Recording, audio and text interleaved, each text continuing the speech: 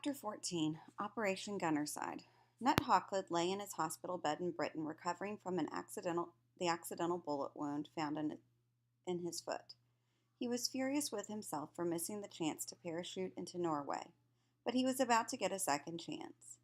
In spite of the glider disaster, the British and Americans were still determined to destroy the Vemork heavy water plant in Norway.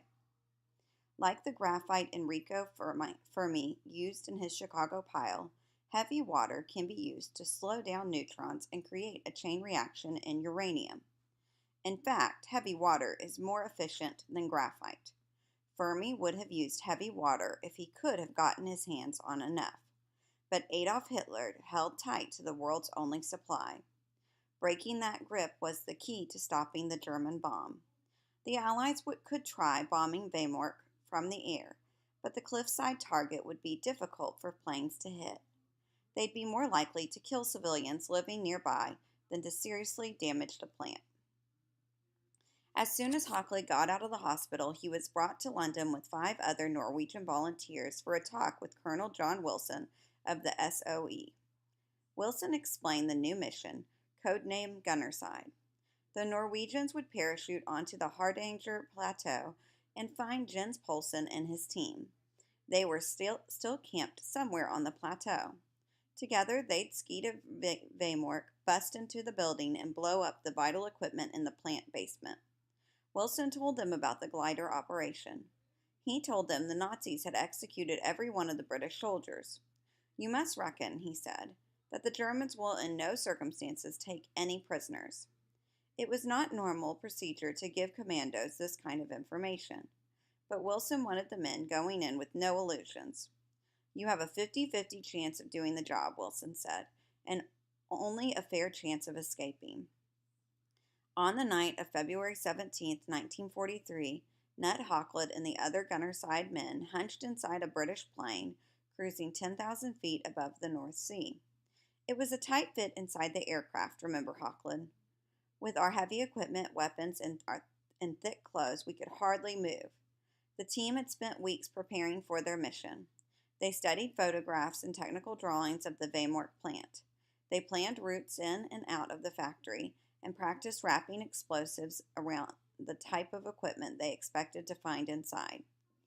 They were given cross-country skis with which they needed no training, and there was one final tool. "We were all issued the death pill," Hawklid recalled. Rather than allow themselves to be taken prisoner and tortured for information, the men were instructed to bite this pill. "It was cyanide enclosed in a rubber cover," said Hawklid. "It could be kept in the mouth. Once bitten through, it would ensure death within 3 seconds. At 1 in the morning, the British pilot announced they were 10 minutes from the jump site.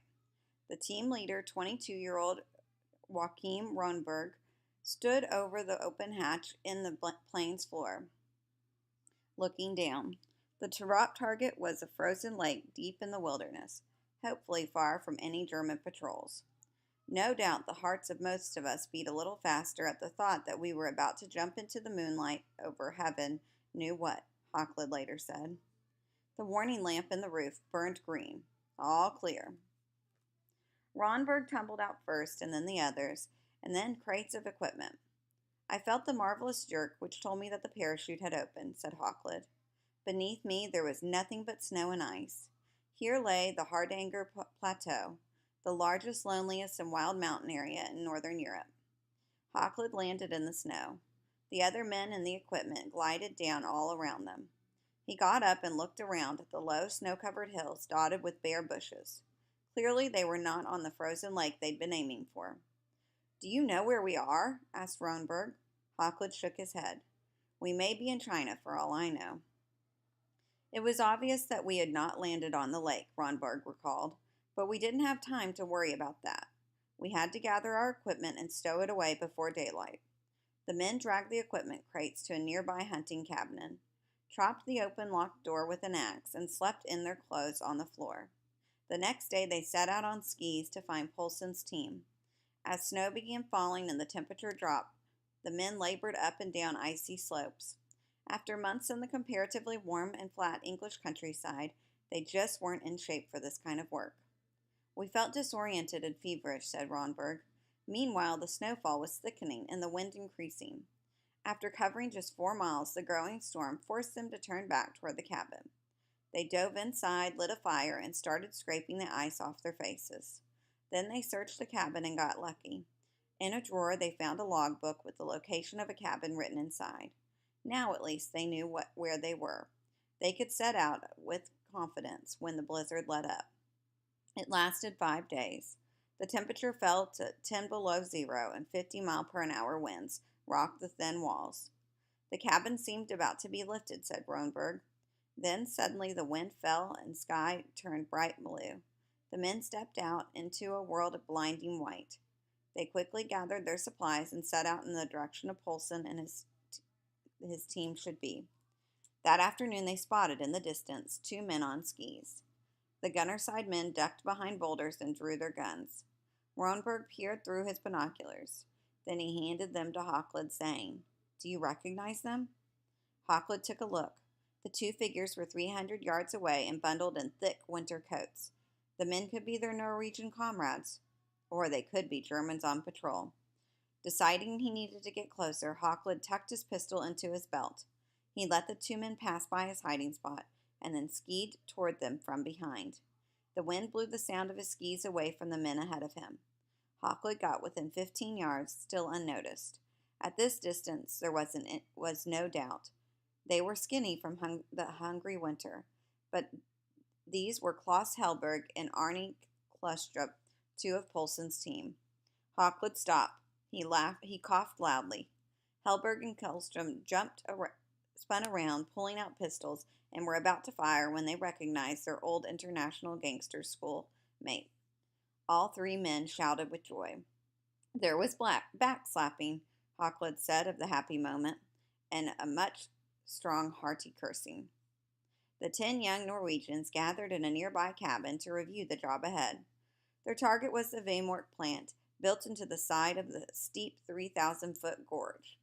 At the bottom of the gorge was the now frozen Man River. As you all know, Ronberg said, our main problem is the approach itself. We have all the necessary equipment and explosives to do the job, but we must reach the target to get the job done. Klaus Helberg had grown up in Rügen, right near the plant, and knew the area as only a native could. There were 2 ways to get at the place, he said. First, the way everyone went, across a suspension bridge over the gorge. The bridge led right to the plant, but it was patrolled by German soldiers. Shooting the guards will create too much noise before we get inside the building, said Helberg. Option 2 was to climb down the gorge, cross the river, and come up at the plant from below. We know the Germans don't expect anyone to try that route, Helberg said, because the gorge itself is not patrolled.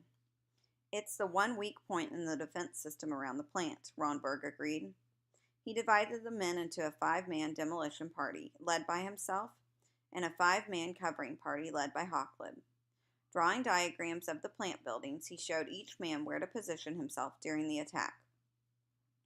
If the factory doors were bolted, he explained, rather than make noise blasting them open, they'd go in through an air duct that led into the main building. There is just enough space for 1 man at a time to crawl through, he said. If anything should happen to me or anything should upset the plan, everyone must act on his own with the goal in mind to complete the operation, Ronberg insisted. In short, if fighting breaks out, everyone must act on his own initiative in order to complete the operation. All were in agreement. Finally, to repeat what we were all told in Britain, added Ronberg, if any man is wounded or about to be taken prisoner, he ends his own life. All agreed.